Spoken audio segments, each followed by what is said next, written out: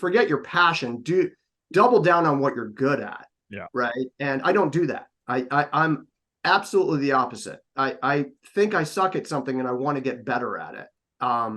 And I really don't care about necessarily how the results. I just want to get better at that thing. It's weird. Okay, hold that thought. Let me, because this will be really interesting to talk about. So, guys, I started recording this already. This is episode 2, calling this Invest with Instinct. I still don't have a cool like slogan yet where it's like, invest with instinct, where we blah, blah, blah, blah, blah. But anyways, really quickly, let me introduce guest number 2, legend in the Chicago streets, Randy Myers. He was back in 2013 when I started trading. He was I don't even know what you'd call him. He was our head honcho at the trading firm that I worked at. He was our manager, our lead of operations, lead visionary, whatever. I don't even know. You could tell us, but why don't you give us your quick little story, Randy, and then we'll jump back on that topic where we're talking about how you prefer kind of the chasing things that you're not good at, yet there's also people that are like, hey, fuck those things, stick to what you're good at. So Right. Introduce yourself and then we'll jump back on that topic. Well, Jimmy James, man, thank you so much for inviting me. Episode 2, I feel really honored to join you here. And yeah, as you mentioned, we worked together at a prop firm, trading firm in Chicago. I started my career actually in technology. I did a stint at AOL early 90s, where we were building some of the first stores that were online. What's AOL? No, yeah, there you go. America Online was, Della in Virginia there.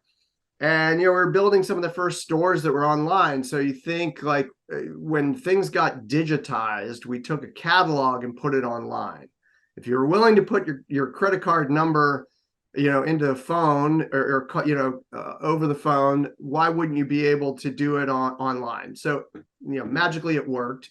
E-commerce took off. I did a few startups in that e-commerce area, in the .com boom, and was in New York when 9/11 happened as I was trying to raise money for a startup that ultimately failed basically because of it. A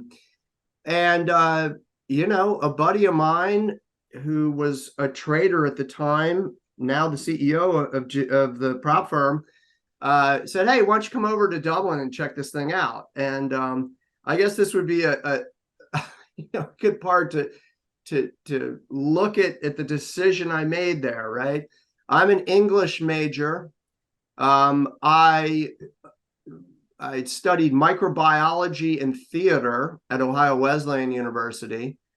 Very liberal arts based, very word based person, very kind of relationship based person. And then I saw this trading thing and said, wow, that's something that looks really hard and very interesting. I'm going to go do it. And so pulled the plug. I was married at the time, called my wife while I was in Dublin and said, "Hey, pack the stuff up. We're gonna move to Dublin." And there we were for 3 years as I learned to trade, and then ended up managing all the traders across a few offices there. We built some really cool software there. I ended up sort of being a product manager, if you will, of the software that you were using and others were using.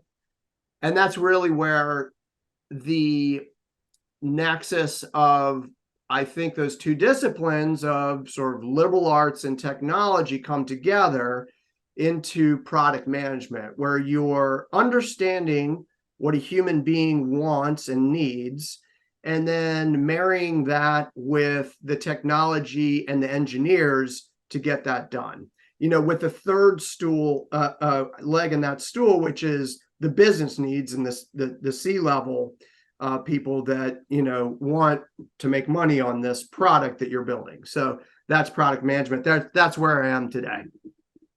Yeah, and you, well, like the whole like liberal arts kind of background, you were able to find that sweet spot between like the human element, all right, and I think that's why we all enjoyed having you, around and representing us and everything, is because, you know, traders are same thing in poker back in the day, like, as a kind of specific mentality or Without a doubt. personality you find in trading, and to be somebody who leads a group like that or is the median between the firm and the traders, and being able to make it all gel together is like, as we've seen, since you've gone and done other things, like that's a that's a fucking hard role, and I would never want it, and I'm like, quote unquote, pretty good with people, but like, no thank you, like trying to like, dance that dance, very difficult. Well, I appreciate that. I mean, I think when I look at what I'm most proud of in my 16 years at that firm, really, two things. The software we built was significant, and I think, but that only came out of the people that I hired, you being one of them, right? And so we really, just going back to the history of that, looked at poker as a really interesting discipline that if you are good at that, doesn't mean you're going to be a successful trader. It means you've broken through in some correlated features, right, of a human being, characteristics. So you've already sat down thinking of poker players that you would want to hire, and Susquehanna is a firm that trains everybody in poker. There's not, I wasn't breaking ground here. Other people were doing this, but poker was really interesting because you, James, have already sat down with your family at Thanksgiving dinner and said, actually, my profession is I'm a professional poker player, right? Like that's a huge breakthrough for a person to be able to take that step. And then you look at being scrappy and being compliant with laws in a era where there was a gray area there for poker, and then it got kicked out of US. You guys had to move out of the US to play and you stuck with it. So persistence is a word we've already talked about. We didn't have any other choice, Randy. We had to stick with it. Right? And there's a lot of crypto firms right now doing the same thing. You got to move, right?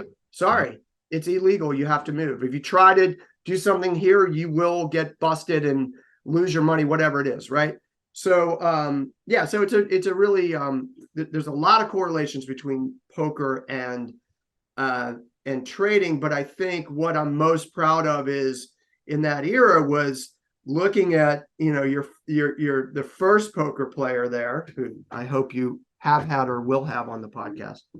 Yep. And looking at that character mix there and saying we need more people like that, and then building training classes, and then starting to use your terminology a little bit more and your thinking about risk management as it applies to trading. And it worked hugely. Yeah, it's always interesting to think back that like from that industry came the characteristics that you always were looking for in a trading firm built in, right? Like you didn't have to hire 10 dudes out of some finance schools and hope that one of them has those characteristics like deep within, and you got to find out through the fire like who has those. Like they're kind of, you can see with our results, like as like a lot of the poker players that have been hired since are still there. That's right. I mean, some aren't, but like the percentage of people who are able to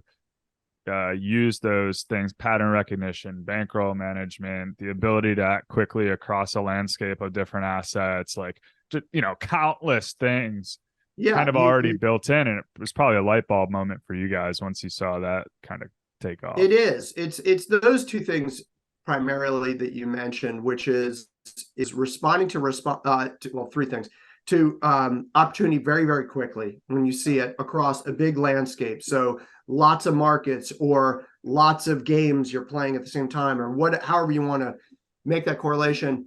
And then treasury management or risk management of not going on tilt, as poker players would call it, of managing yourself. You've already done that, right? Yeah. And what we were trying to do before the poker players came in was weed those people out. So those might be people that were in the military, terrible discipline. Just from my experience, they were handed discipline. They were handed a framework within that they could work. But when you look at trading and poker, there's no game to start with, right? You have to define the rules of the game, and then you have to win the game, right? So there is no game to start with. So a very disciplined person is required, but it's almost impossible to find discipline in an interview process. You cannot find it unless there's trading records. Okay, fine. Or there's some analogous thing that you've done that looks money based, right? And that's poker. It's the best analogy. Actually, a really good point when I think about the military thing is like they're given a box, like a framework of things that they need to be disciplined within, and then in trading and poker, you have to like create that box yourself, and that box is always changing, right? So like the only things you can really control, you have very minimal control in how things happen, and especially in markets, because I mean, fuck, that it's a huge landscape of different entities and big things and small things, and you don't see the person across the table from you. So like it's not like you have any mind control over them, which in poker maybe you know a guy specifically or whatever, but in trading, like you have to create that framework and then always be kind of adjusting, and the only things you can really control are like your risk management is probably, that's it maybe, and how you live your life outside of trading to like show up each day and stuff. Right. But so what you are really good at, James, and others that are successful in both, is managing those two things. So understanding what you can control and control them to the best of your ability. And then outside of that activity, cognizant of your time away from the game, away from the markets, and know how that's going to impact your day, right? So, one of the best traders that we ever had, I would talk to frequently about how he manages his time, and a lot of it goes to not living by other people's expectations or rules, because they're not your rules. You have to come up with your own rules. That's one. The second one was clearing your mind coming into the day or the trading session, or if it's poker or a game. And really it was that getting yourself to a Zen state almost of being completely unemotional when you walk in. Any problems you've had, any issues, a hangover, whatever, can't be there. You have to come in fresh with a blank slate, and that's how you'll perform well. And that is something you can control. Yeah. Right. And you can only control what you can control. But if you do, you make a lot of money. Right. And recognizing like how good you are or bad you are at that's something like that I want to do with this podcast, right? Is like you need to really be able to ask yourself those tough questions, because everybody wants to be able to say like, oh, I'm unemotional, I'm a robot, like I can crush it. Like I personally am pretty emotional, right? Like I have noticed that I seep other areas of my life, seep to trading seeps to my life. It's all like a boat with a bunch of holes in it, right? So I have to work harder outside of trading to be able to come in with a cleaner slate each morning, right? I have to go for that run. I have to eat well. I have to get that sleep. Some people are naturally a little bit more compartmentalized and can like maybe go out and have that fun night and whatever, and that cleans their slate for them, because they can just go do that, enjoy themselves, and then when they wake up they feel like fresh or whatever. But like if I let a bad day linger, it seeps into the next day, seeps in the next day. I'm very like momentum based, right? So That's right. those, being able to admit to myself that like I'm an emotional trader, right? I'm actually very chill outside of trading, but trading is where my intensity just like flares through the roof, right? So I have to be okay with that and just be like, okay, from there, what can I control to make that better for myself? Right. Exactly. I think the other thing, we haven't discussed this, and another of your colleagues was really good at pointing this one out to me, is don't judge yourself by others' performance in any way. And that is a very, very difficult thing to do. And it's actually antithetical to a lot of things that we were doing and probably still are doing in many trading firms, of always rewarding someone who's doing this or that or the other, or the top trader, or these kind of things. And it's very detrimental to look at someone else who's making a lot of money and think, I can do that, I just need to replicate what that person's doing, or you're not even that explicit about how you're thinking about it. You just gravitate to what someone else is doing, right? And so I think from a trading standpoint, that and a life standpoint, you are so much more. I mean, it's really almost a Buddhist thing, of not worrying about other people and how you're viewed, or how they're doing, and don't put yourself relative to someone else. Don't weigh yourself against someone else. Just do what you can do, and do that really well. It's the hardest Randy, thing. that's literally the whole idea behind this whole effort. Let's go. Is taking your instincts, your personality, your inner workings, your feelings, and figuring out how to trade or invest based on that and nobody else. Because that was a breakthrough moment for me, right? And that was one of the downsides of a trading floor. And I want to jump into this story that I have with you back in the day. But like the trading floor, you're feeling success or failure of other people right next to you, right? And so I work from home now, and I miss the trading floor. I because I learned how to not let that get to me as much, and I do like the social aspect of it. But like early in the days when you knew other people were winning and you were losing, it was one of the toughest things to be like, oh, stick with your strategy, right? No, like you're going to want to go figure out what somebody's doing, how to trade like them, because like right now that's where the money is.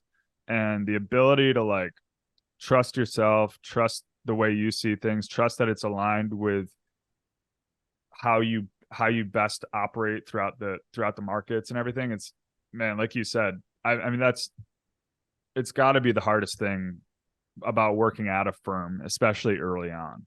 Yes, 100% agree. And also, just to hang on that point for a second, there's a fine line between ignoring opportunity, or ignoring where someone is making money, and you look at that alpha, or however you want to talk about trading opportunity, and say, that's not what I'm going to do. I'm going to do over here, when there might be great opportunity that you would miss if you don't do that. So there's a fine line between, again, what you can control and how much time you want to spend on sort of R&D or trying new trades, right? And so managing your day, managing your emotions around that, and while still looking for opportunity, that's a hard game. Yeah. It's just like, I think kind of like therapy or whatever. It's like it's all about gaining awareness of the problems you might have, or the issues first, just like admitting you have a problem or like whatever, so that you can actually be like, okay, that's an issue, and like now I can work through it. But I feel like, for so long it was just like, yeah, chasing that game, chasing what other people were doing. And then once I realized I think it was probably 3-4 years in was when I finally was like, okay, dude, like you clearly have your own thing that works. You're never going to be, let's call him Joe.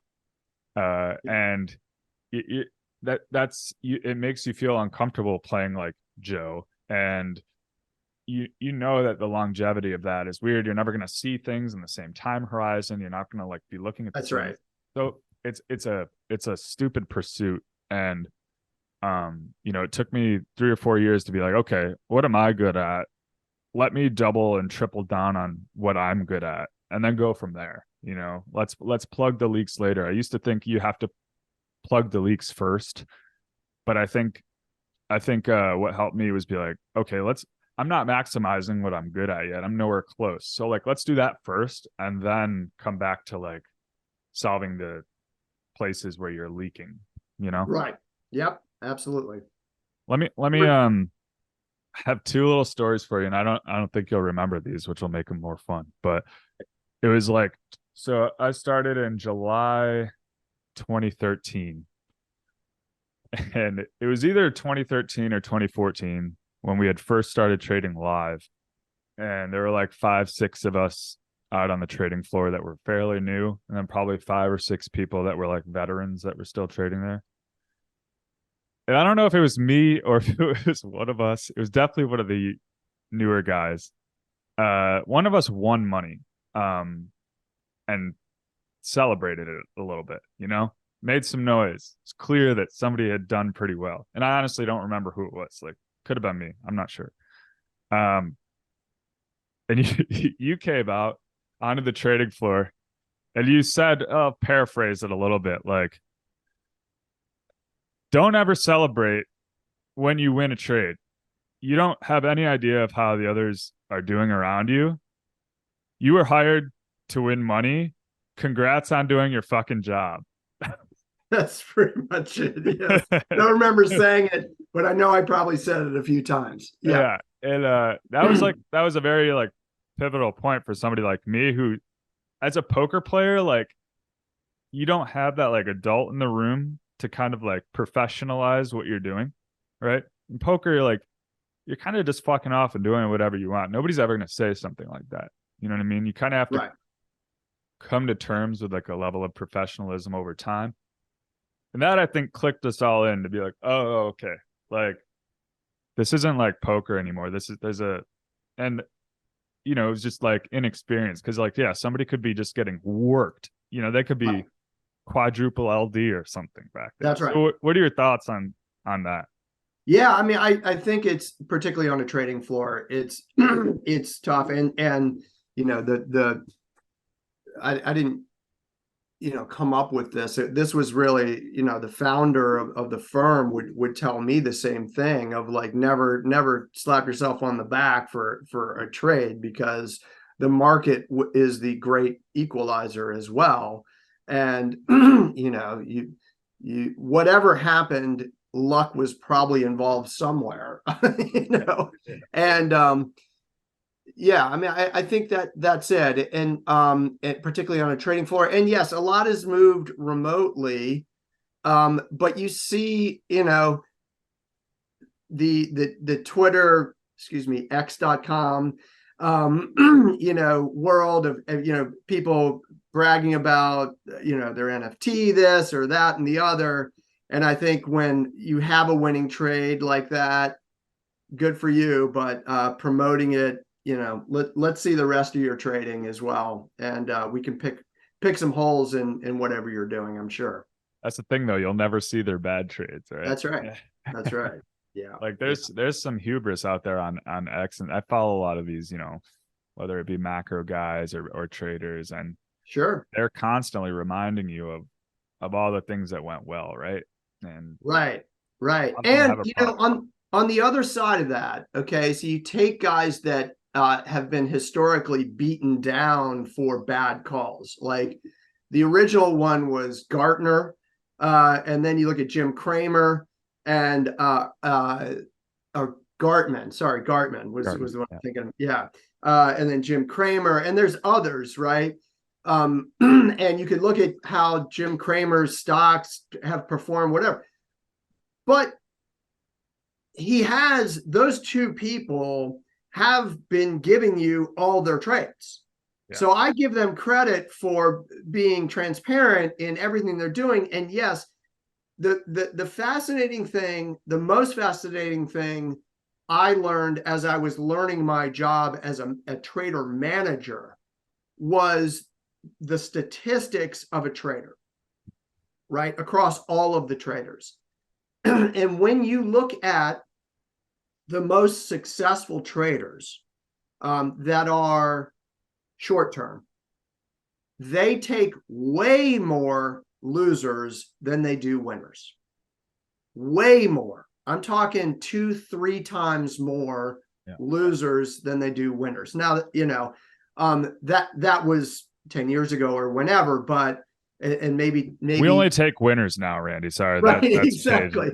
But I think that points to just good discipline, right? Where Jim Cramer can be wrong 90% of the time, but still have a winning portfolio if he manages his money correctly. I'm not saying he does, but I'm saying a trader that you try to put yourself in a situation where you think this is a winning trade. You put the position on, you look for confirmation, and if you get the confirmation, you hold the trade. And if the confirmation is not there, or for a period of time, or goes the other way, you get out. Right? Yeah. Sounds so simple, right? But that's the hardest thing to do, is get out. And that all happens within, people don't understand short-term trading too much, but like that all can happen within like 2 seconds, right? Like it's very quick. Like, yeah. So I like that. The man in the arena, right? Like you can respect the person out there, but the thing is with being in a public platform is like, if you're going to be the man in the arena that also tells all your trades, like when you win, like you better be prepared to take some heat, because people love seeing you lose. That's right. I mean, I would look at the guys that are on the All In podcast as an example, and they people love to hate them. Yeah. But they are very good. I think it's a great podcast. You learn a lot just from their thinking. Their thinking is not perfect. Yeah. Their actions are not perfect. Their portfolios. Calacanis, man, if you looked at his portfolio, you would laugh, right? I guarantee you. And and probably for Sachs and the others as well. But they put it out there. Now they don't put it all out there. I will say that, right? They promote the things that are winners, and they don't talk about their losing bets, and their bets being, VC bets a lot. And no one comes in and shakes them down on some of the comments they made. I mean, like, just to drill down on that one a little bit, they were pro crypto, whoop, anti crypto, forget crypto. Everybody needs to move to AI. Look at this AI thing. It's amazing. It sucks. AI sucks.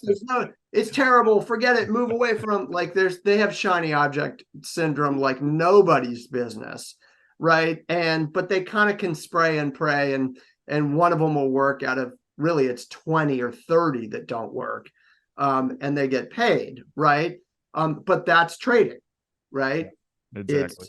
It's the same concept. Spray and pray, but manage your risk. And they're a great representation of 4 different style traders, right? 4 different style guys that you can tell they have good discourse and learn from each other. However, you can tell that they all have their own strategies, and you can tell that they're not swayed by each other, right? They have their own lanes, and they stick to it, even though they're willing to listen to each other. I think and I don't know them at all, right? But I would guess that you could look at their animal spirits and kind of discern the differences between them, and they would be very different traders.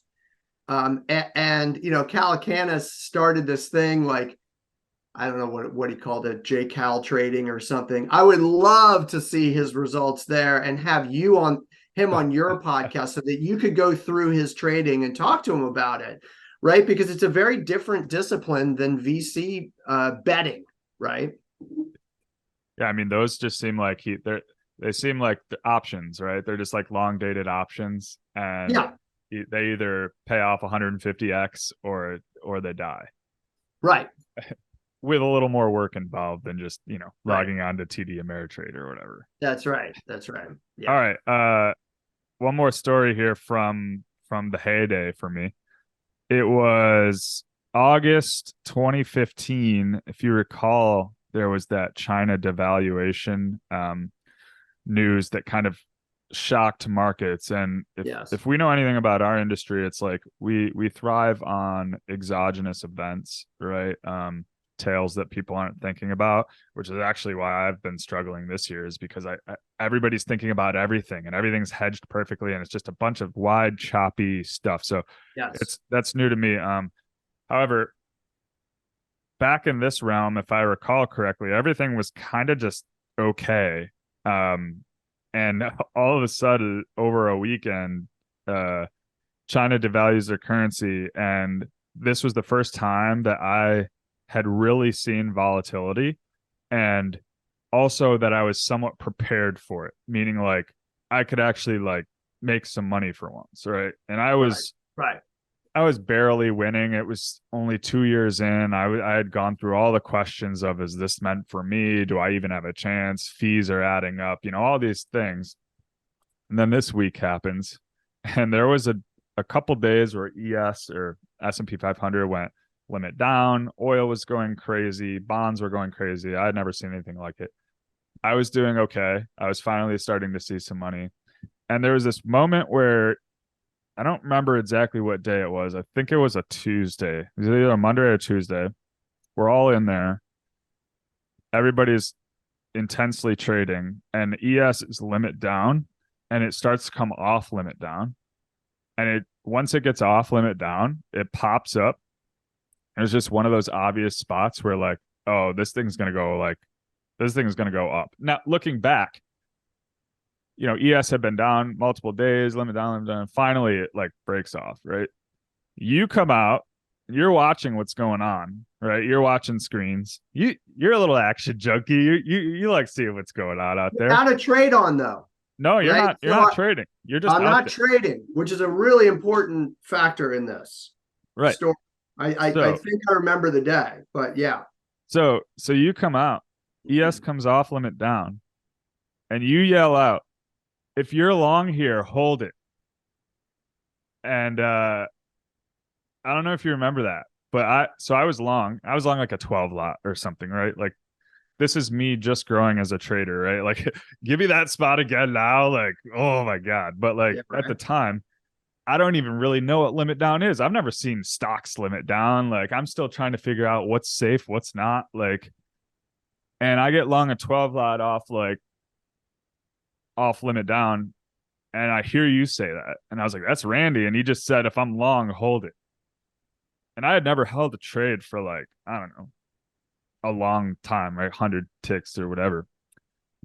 And we held it, and it was like the biggest day I had. I think I don't know, maybe won 30 or 40K that day. And for me, that was like life changing. Changed everything, right? I was like, oh, like this is possible, right? Like this volatility makes everything different. It's way different than the grind of just like trading soybeans or whatever during a normal day. So first of all, do you remember that? And second of all, what would give you the conviction to say that on a trading floor? Do you know what I mean? Like, I would have a hard time ever telling somebody like, do this. Like, no, just trust me. And James, I probably only said that 3 or 4 times in my career. I never heard you say it ever again or before that. Yeah. 16 years or something, and I think it was a combination of a few things. And there were a few events where I said that. A couple when I was in Dublin, there was a Madrid bombing. There was a bomb in a Turkish embassy. there were a few times where things were lining up, and I had that feeling, and I think I as a trader, if you are in the markets and you're trading, you're up, you're down, you're long, you're short, you're in the moment, you're in the arena, you're battling in the arena, you don't have perspective. Yeah. Right. And but I was not in the arena. I was stepping back, using that analogy, probably in the stands, right? Looking down and saying, like, we're good here. This is, we just made the bottom. Yeah. And also, where limit down is, you can manage your risk down to that point. There was building liquidity on the bid. So you knew that, you had an out there. There was probably nobody at that point with 1,000 lots on in that market because it was so volatile. And yeah, it was, you're right. I mean, it was not something that I would do much at all, because you have to really have the conviction to say that. And I did at the moment. I don't really know why. For many reasons, when you're in a winning trade, you don't know why you got into that trade and why it worked, but you had that feeling, right? And that's gut instinct is what it goes down to. And I think there's a lot of gut instinct, but with a lot of data packed in the back that allowed it. That's it. That's that, the book Blink, is great at this, of saying, I don't know why this sculpture is a fake, but I know it's a fake. Mm-hmm. And why do you know it's a fake? Because I've had thousands of hours looking at fake statues, and I know that this one's a fake. Mm-hmm. I can't tell you why. I mean, it's kind of the same idea. Yeah. It was a cool moment. And looking back, I realized like we always call it the Randy call out. That was like that was our title. The Randy call out was that day. And everybody knows, at least in our little group, everybody knows what that moment was. But I look back and I'm like, Jesus, like that was bold. You know what I mean? Like it wasn't, right? Because the spot wasn't that bold, but like it did matter, especially for, it'd be one thing to say it to like seasoned traders, but for like 6 new guys on the trading floor, it's like you needed to hear it. You know what I mean? Like it kind of gave you it's like one time we had a meeting with another trader and he like showed us an example visually of a trade, and it was like an aha moment. I was like, oh, like you could do that? Like I didn't even know that was a thing, right? Like like a baseline off of an economic number could act as like resistance or support or something, right? Invisible. Like I was like, how is that a thing? But then like it clicks. And then like for this instance, like, yeah, you had this perspective of like, you've seen everything get hammered for multiple days, and this is the one time that it just rushes off and then bids come in. Like it's just obvious when you're kind of step back for a second, to the point where you're like, God damn it, I wish I was in there, And I can tell you that I did fairly well trading early in my career, because I was a stat arb guy, right? Mean reverting trader. And then whenever I would step into the scalping arena of betting long and short naked, I'd get my ass handed to me. And why? Because I was constantly fading moves like that. And I think that when I stepped away and had perspective, Randy the trader would have been short in that moment. Okay, off limit down, thinking like, oh, the world is going to end and this is the big trade. No, step back and look at it and use data to tell you the right thing. And I think that that's the difference between you and me and animal spirits, or however you want to talk about it, is, find where you are comfortable in your risk reward as an investor, as a trader, and where you're not, and stay away from the trades or the investments where you can't manage that risk, or you don't know enough to put it on. I think that's where you get your big terrible mistakes. Yes, exactly. You feel out of pocket, not yourself. And yeah, it's those ones where you can step back at the end of the day and just be like, oh, Jesus Christ, like that was not that wasn't me, you know, that That's was not my game. Yeah. Playing Mhm. someone else's game. Yeah. So we'll wrap this up soon. I'll do a couple more quick questions for you. What were the qualities and traits over all of the traders you experienced throughout your years that were like something that made it pretty obvious somebody was going to do well or did well? And then what were some of the things where you were like, this isn't going to go well for this person? Like these are not the traits that you want. So kind of the best and the worst. Ask that again, James. Sorry. Yeah. Like So like, you know, you manage traders over time.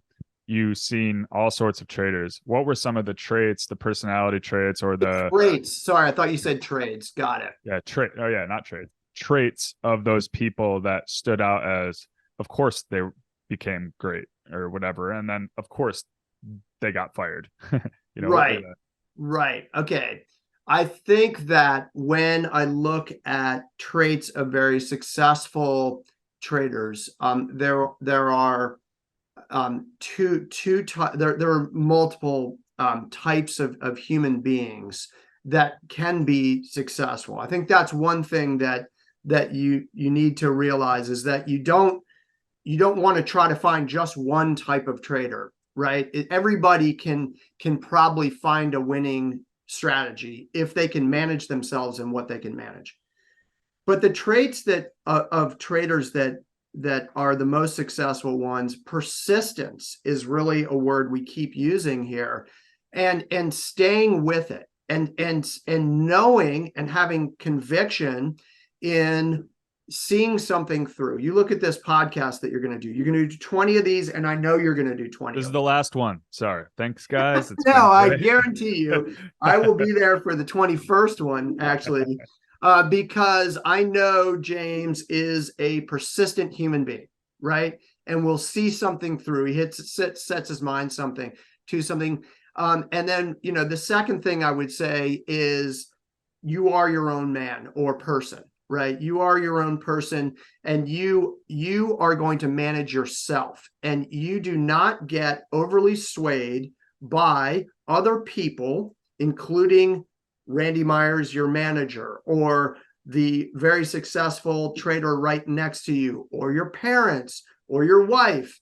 You know yourself, and self-awareness, to know that, okay, I need to succeed myself, right? I'm going to take input from other people. Those are data points. They're not going to affect your emotion in a trade. That's really hard to do, but a huge winning strategy as a trader is to know thyself, right? And just to add on to that, it's a fine line, I think, between like your kind of, I hate to use the word like hubris, and like it's a selfish pursuit in a lot of ways, right? I almost see it as like being an athlete a lot of the times. Like you need to be so focused and so confident, but you need to also be humble to the markets and able to adapt and admit when things, you're not seeing things correct. It's not like the markets can never bend to your will. They don't owe you anything, right? Like, but the ability to have that focus of like, this is me, this is who I am, this is what I'm good at, but also like, okay, well, yes, but it's not like aligning with market conditions or this specific regime, and being able to like admit that at the same time, right?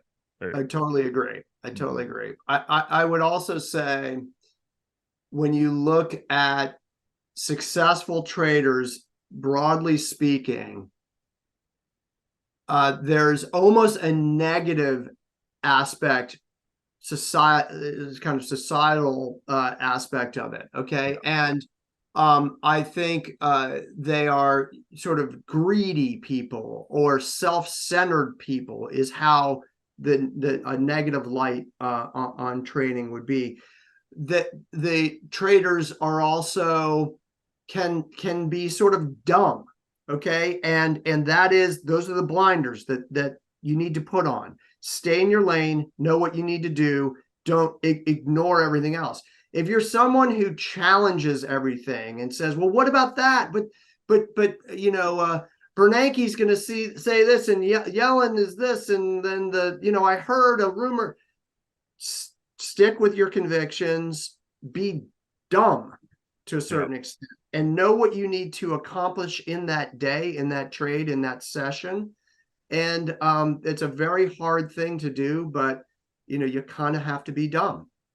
Yeah, it's a keep it simple, stupid type of scenario. 100%. There's like depth to everything. Like sometimes I'll do a trade and I'll look at it visually and I'll be like, man, this looks like the most level 1 trade you've ever seen in your life, right?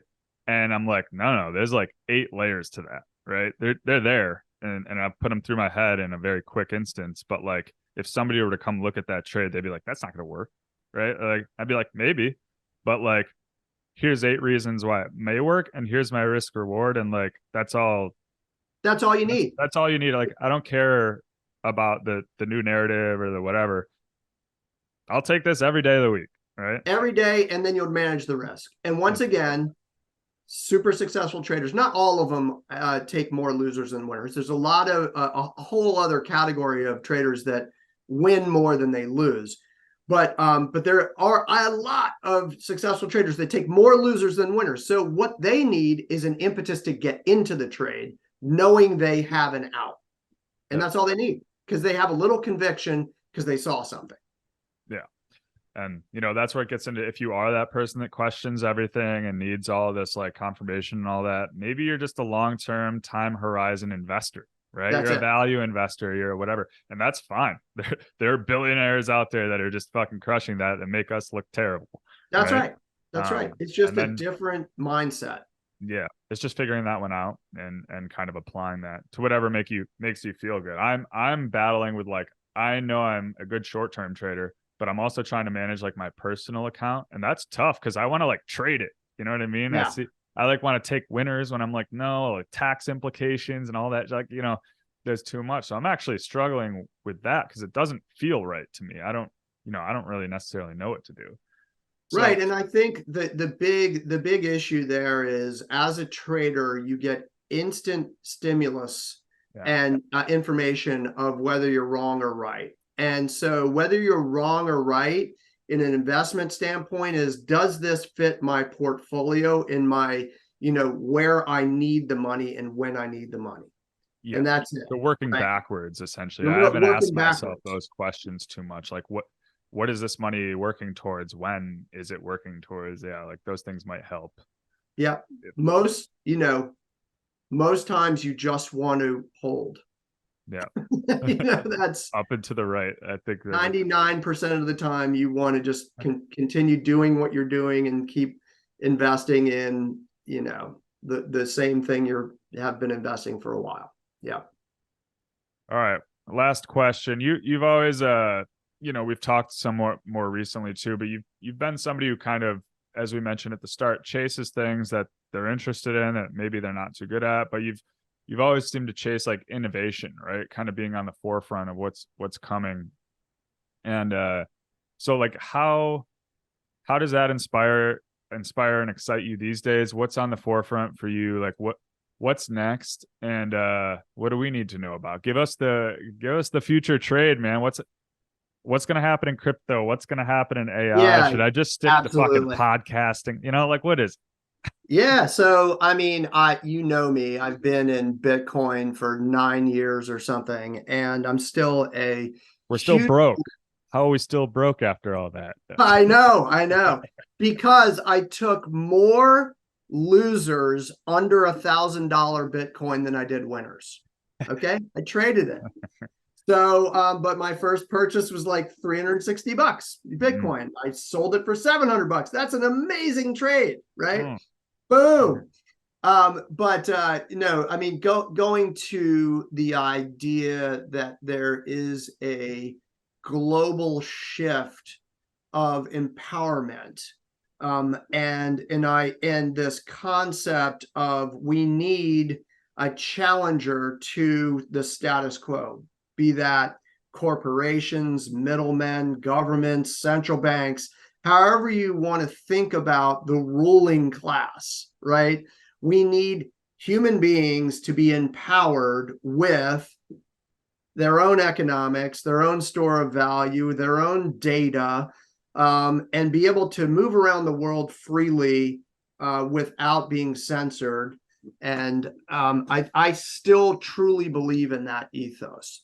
And it's going to evolve over a period of time, and that time I don't know. That's the problem. So the investment, Bitcoin could go to $3,000 tomorrow, and there'd be no reason why it can't.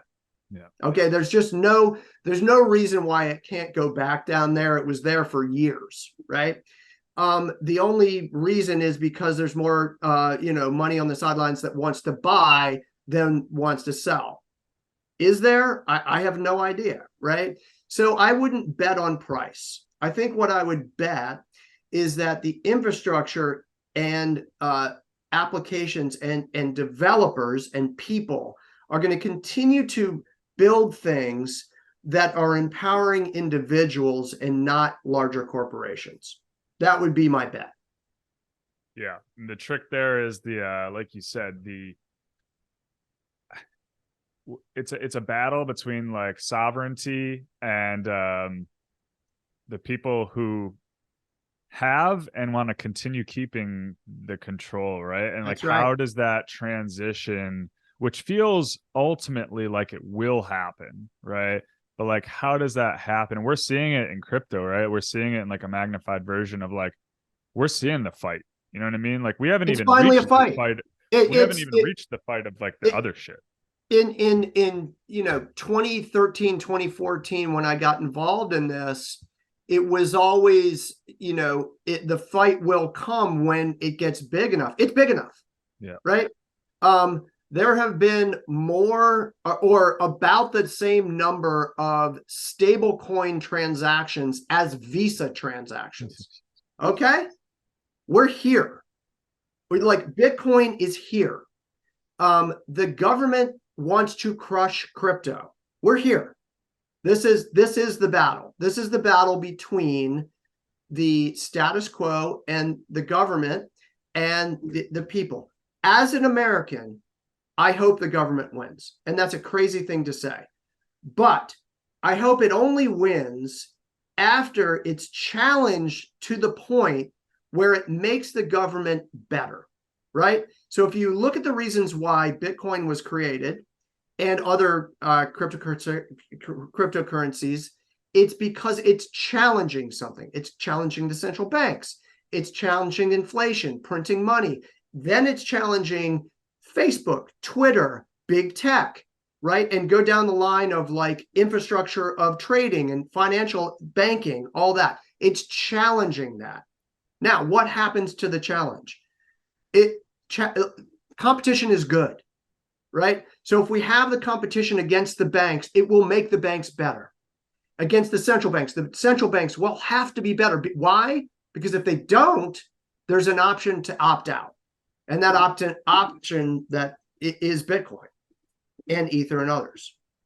Yeah, that's key. The global part of it, right, is so key. Like if it weren't a global entity or whatever, I mean, I don't know if I could be optimistic, because it does seem like something, if it was contained within America, that you don't really have a chance at. But since like the game theory of it all now globally seems to aid in your argument, into which it's going to force them to face the competition and to adjust. And there's like some middle ground, like you're saying, right? Like, it's not like sovereignty is going to win all of a sudden. It's not like they can crush it like if it was an American thing.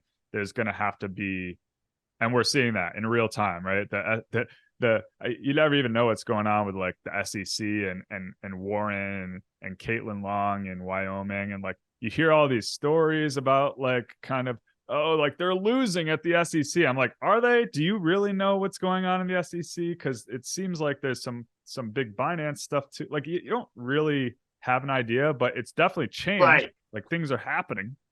I think I was just at the FIA Washington update, and they had some inside baseball people there that were sort of like, one, the most depressing news is that they're absolutely convinced that it's going to be Trump versus Biden. Okay, so, and then the second thing was going to Gary Gensler.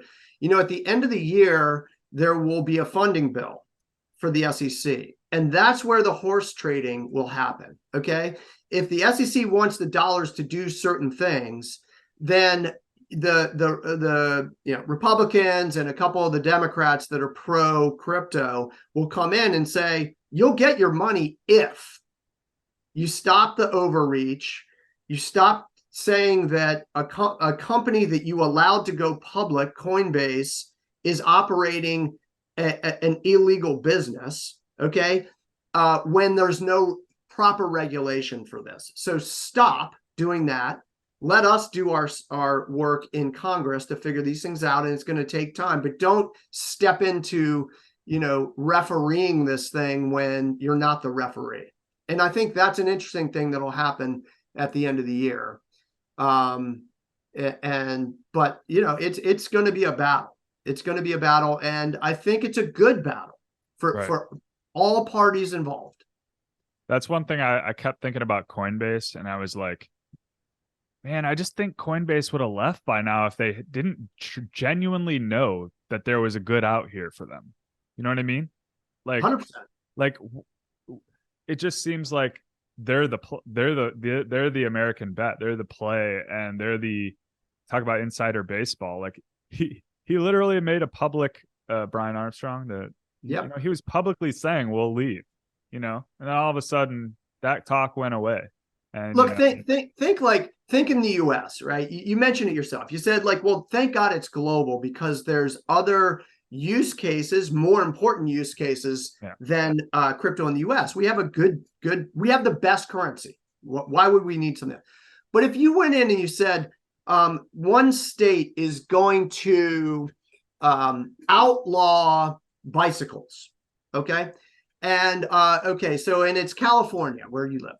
California is going to outlaw bicycles because they're dangerous, and we're going to stop it. And what would happen, right? If you do something stupid like that, there's other states that will take cyclists and all the biking activity, right? And there's another option over here, is my point, right? So we are very sort of focused on the US, but there are other options, and we will, as US, we will lose all that tech to outside the US if we don't embrace the technology. But we need the regulation. We need, the shit coinery to go away. It's brutal. Right? And we need real projects beyond just Bitcoin and Ether to get blessing so that real innovation can happen. And that's not happening right now. Yeah. And that's where it gets murky and it gets sad. And like, I hate to say it, but it does feel different in this era. And, who knows what'll kind of happen here, but everything's so different. The regulatory landscape's so different. The macroeconomic landscape so different. The policy is so different. So the outcome, to me, I don't understand how it couldn't be different, but whatever. Look at a couple charts and you can get all bulled up all you want. That's right. Yeah. But anyways, I figured this would end up going down the crypto road, but Randy, thanks for taking some time today. I think some people will really enjoy this. I don't know that anybody has really been able to hear about like a person who's kind of run a trading floor before. That's new and unique and different. So, and you got the face to go along with it, right? withering from the inside as well. But James, such a pleasure to be here. It was an absolute pleasure to work with you too. My success is your success. And I think that it was a great period of time to be figuring something out together, as we were building software together, as we were figuring out strategies, new markets, new mentalities together as a team. It wasn't me, it was us. And I still feel super connected to you guys, and wish you all the best of luck going forward. There you go, guys. There's the adult in the room speaking for all us immature traders and poker players. And hopefully you learned a lot, took something away from here, especially if you're into the trading and portfolio or whatever you want to call it. So yeah. Anyways, have a good rest of your Friday. Hope you go stream some more soccer games or whatever you're gonna do. You got it. You got it. All right. Thanks, Randy. James. Appreciate it. Talk soon, brother.